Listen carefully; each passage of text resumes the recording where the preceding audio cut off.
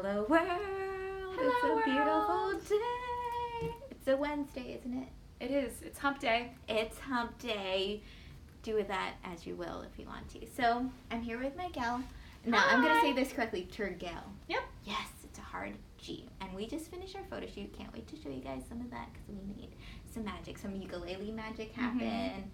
Some camera inception happened. It's true. Because this gal is so many things. A photographer, computer scientist, dancer, and I'm going to have her explain a little bit about yourself and about herself because I identify with her as a multi-passionate woman, like so many things going on, and we want to talk about how to live a good life as a multi-passionate, multidisciplinary person. So go ahead and introduce yourself. Tell us people who you are. So I studied computer science and studio art and now work as a designer. And I've always struggled with coming up with one word to describe who I am. Am I an artist? Am I a designer? Am I a creative? Am I a nerd? Am I a fashionista? Am I a photographer? Am I a writer, a storyteller, a performer? So all these words come about when I think about myself, and when other people interact with me, they have a label for what they saw. If you saw me play music, you say she's a musician. If you see me making a movie, you say she's a filmmaker. And I've come to a place where the best way for me to reconcile all the different identities I can have associated with me is to live each one fully in the moment that I am embodying that identity. Yes. So 100% being there. So you said, I was at a salsa class this weekend and I was 100% a dancer. I was like a salsa dancer. I was like trilling and I'm like speaking Spanish and really just becoming in that moment. If this is my life goal, to become a professional salsa dancer, let's say, like give that energy into that moment, even though it was just a one-day workshop. Right. So being 100% there. And you also gave the example. And then like next weekend, or this coming week, I'm going to be a girlfriend and a daughter. And I'm going to be 100% there. So that's like one big key is when you're doing that thing, even though it's just a part of you, give it 100%.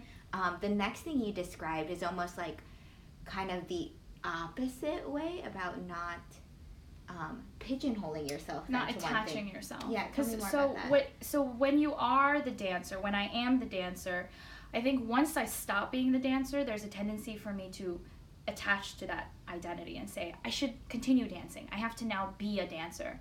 But after that immersive moment is over for me, I just say, wow, I just had this incredibly immersive experience as a dancer, me almost believing this dancer future in my mind. But then there's zero attachment. And so then I'm able to just leave the dance class and go to my, singing workshop. Right. And enter the singing identity with that wholeheartedness and zero attachment, saying, hey, I shouldn't be singing now. I'm supposed to be a dancer, right? Because you can see the pressure that forms if you try and identify with one specific thing, especially when you're trying to do 100 different things. I feel like that's a lot for the mind already. Your mind is already like so talented and trying to do a lot, but I feel like if I was in a singing class, but I'm like, no, I'm a dancer, I can't be here. Like you're not going to show up. So it's not closing yourself off to just one of those things. It's almost like very encapsulated. In the moment that you're that thing, be 100%. In the moment that you're not that thing, forget it. Like let it go.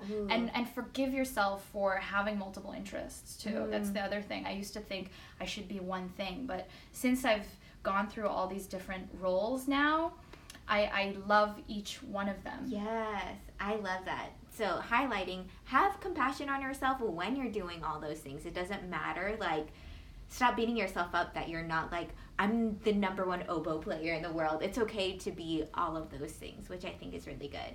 I think your third point is really awesome because you were saying singer and dancer, but I think your future has still so many more things. So tell me about when you even take on a new part of your identity. Sure. I mean, so most recently I decided to take on singing and performing as part of my identity.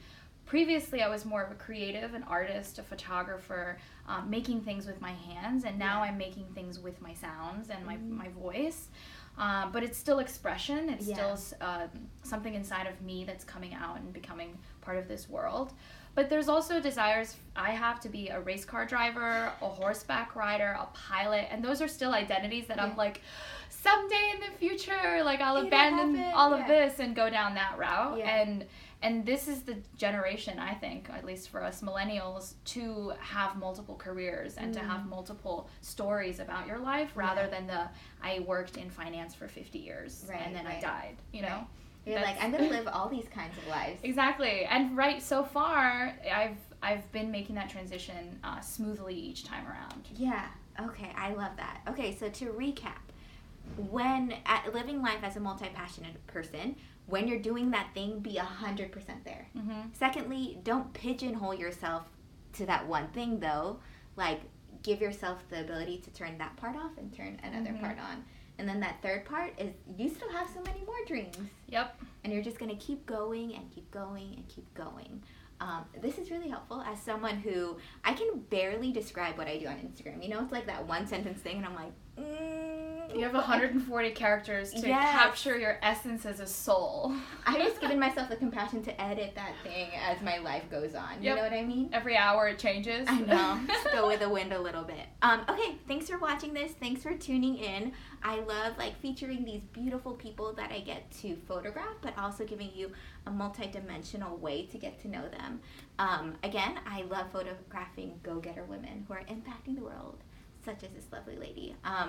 So stay tuned for more yumminess to come. Bye. Also, Bye. amazing photographer. I wanted to say one last thing. As a photographer now becoming in front of the camera, I have only shot with women photographers because there's this whole male gaze, female gaze thing. So I'm very happy that you were here for me. Thank you. I received that. Thank you. I paid her to say that. Okay, bye. Oh, and also, hi, everybody. Oh, so good to see you. I'm just going to wave.